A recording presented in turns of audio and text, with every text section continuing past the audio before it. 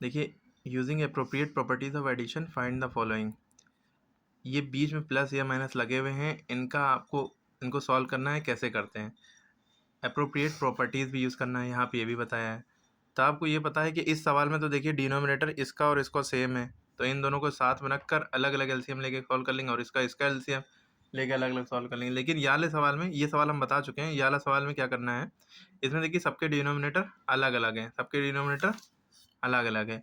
तो सबका एक साथ एलसीएम लिए, सबका एक साथ एलसीएम लिए, फिर उसके बाद इसको सॉल्व करिए। देखिए कैसे होगा। ये सवाल हमने उतार लिया, दूसरा वाला, ओके सॉरी, ये सवाल उतार लिया। अब इसके डिनोमिनेटर में 7 है, 9 है, 21 है और 3 है ना। तो हमने इन सबको ऐसे उतार लिया, ठीक है। अब इनका एलसीएम लेंगे। एलसीएम आपको सबको लेना आता है भाई। इनमें से कोई ऐसा नंबर नहीं है जो 2 के टेबल में आता हो, है ना।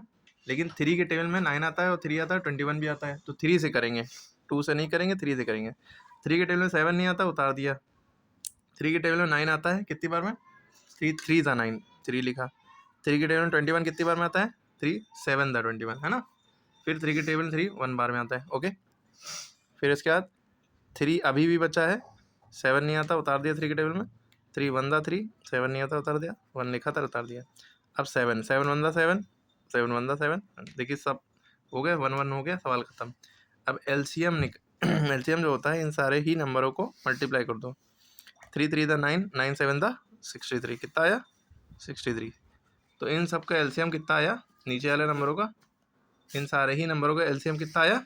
63। तो अब आप क्या करेंगे, इन सारे ही नंबरों का एलसीएम 63 आया, तो अब आप इसको कैसे सॉल्व करेंगे? ये वाली लाइन, ये वाली लाइन, ये वाली लाइन, ये सारी लाइनों को जोड़कर स्केल से एक सीधी लाइन खींचिएगा, ठीक है। स्केल से आपने एक सीधी लाइन खींची, जुड़ी हुई लाइन, ठीक। इन सारे ही नंबरों को सेम बनाने के लिए हमें क्या करना होता है, इन तीनों सारे नीचे वाले नंबरों का एलसीएम लेना होता है। अब सारे नीचे वाले नंबर का जब एलसीएम लिया तो 63 आ गया। अब इन सबकी जगह पे, इन नीचे वाले नंबरों को सबको हटा के उनकी जगह पे हम क्या लिख देंगे? 63। क्या लिख देंगे? 63, जो कि हमारा एलसीएम आया, ओके। तो हमने लिख दिया भाई 63, ओके, लिख दिया।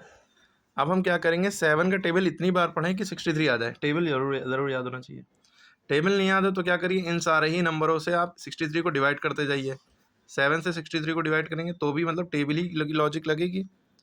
7 9 ज़ा 63, ठीक है। तो ये 9 आया, 9 आया। अब आपने क्या किया था, ये स्टेप भूल गए थे ना, डिवाइड करने वाला या टेबल पढ़ने वाला। तो 7 का टेबल इतनी बार पढ़ें कि 63 याद है। 7 9 था 63, तो 9 आया, 9 लिखा। इसके ऊपर क्या है? 3, 3 से क्या करेंगे? मल्टीप्लाई कर दिया, ओके, प्लस।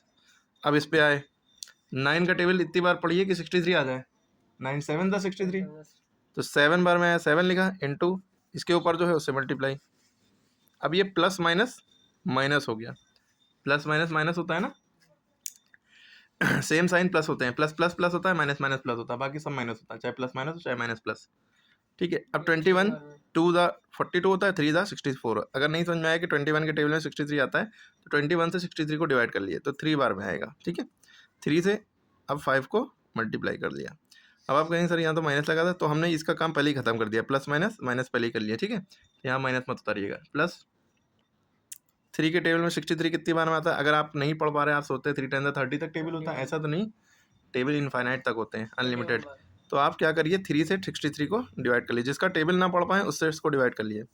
3 के टेबल में 6 आता है, कितनी बार में? 2 बार में। 3 2 दा 6, कट गया, उतारा 3, 3 1 दा 3, ठीक है। देखिए 21 बार में आया तो 21 लिखा, इसके ऊपर जो था उससे मल्टीप्लाई कर दिया, ओके। अब आपने क्या किया, इन सबको मल्टीप्लाई करिए। 9 3 दा 27, प्लस 7 4 दा 28, माइनस 3 5 दा 15, प्लस 21 2 दा 42। अगर नहीं समझ में आया ये कैसे आया, तो आप क्या करिए, 21 को 2 से मल्टीप्लाई कर लिए भाई। 21 को 2 से मल्टीप्लाई कर, 2 1 दा 2, 2 2 दा 4, ठीक है। 21 2 दा 42। फिर आप क्या करिए, स्केल से एक लाइन खींचिएगा। यहाँ पे क्या करिएगा, स्केल से एक लाइन आप स्ट्रेट खींचेंगे ताकि गंदा ना हो। नीचे क्या है, 63 लिखा था, ये लिख देंगे। ये लाइन पूरी होगी तभी सॉल्व हो सकता है। अगर इस सवाल को तभी नहीं कर सकते हैं जब तक लाइन पूरी ना हो, ठीक है। अब प्लस वाले सब ऐड करेंगे, दोनों प्लस में है। 8 7 15 का 5, 80 लगा 1, 2 2 4 1 5 55। देखिए 42 भी प्लस में है, इसको भी साथ में रख लिया। -15 माइनस में था तो इसको लास्ट में रख लिया। नीचे 63। अब इन दोनों को प्लस करेंगे, कितना आ जाएगा? 5 2 7, 4 5 5 4 9, 97 माइनस 15 अपॉन 63। अब क्या करेंगे? 7 में से 5 गया 2, 9 में से 1 गया 8, 82 अपॉन 63। 7 के टेबल में 63 आता है, 7 के टेबल में, लेकिन 82 नहीं आता। ठीक है, किसी के टेबल में कट रहे हैं क्या? ये किसी के टेबल में आता है दोनों नंबर?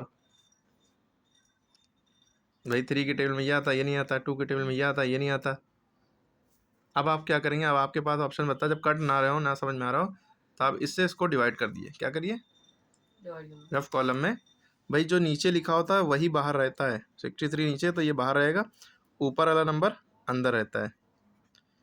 63 का टेबल 2 बार पढ़ेंगे तो 100 से ऊपर हो जाएगा। तो 63 वन दा 63 माइनस किया, 2 में से 3 गया, जा नहीं सकता। 12 में से 3 गया 9, इधर से कैरी लिया था ना। 7 में से 6 गया 1। तो आप पॉइंट लगा के 0 बढ़ा के नहीं करेंगे, बस हम आंसर यहीं पे मिक्स फ्रैक्शन में लिख देंगे। तो आंसर कैसे लिखेंगे? जो हमारा क्वोशंट आया ये बीच में लिखते हैं, जो हमारा रिमाइंडर आया ये ऊपर लिखते हैं, और जो हमारा डिवाइडर है वो नीचे लिखते हैं। यही आंसर हो गया 119 अपॉन 63। ठीक है, क्लियर है? क्योंकि ये आप कैसे याद रखेंगे? फॉर्मूला होता है QR upon D, quotient remainder ऊपर, डिवाइजर नीचे, जो बाहर होता है वो नीचे। तो फिर से सवाल देखना है, वीडियो फिर से देखिएगा, बहुत अच्छे समझ में आएगा। और इसको फिर से इसको करिएगा खुद से कॉपी पर, यहाँ पे अटकिएगा, फिर से वीडियो को देखिएगा, और इसी के साथ ये वाला सवाल भी करिएगा, तो अच्छे से समझ में आएगा। Okay, please like share and subscribe.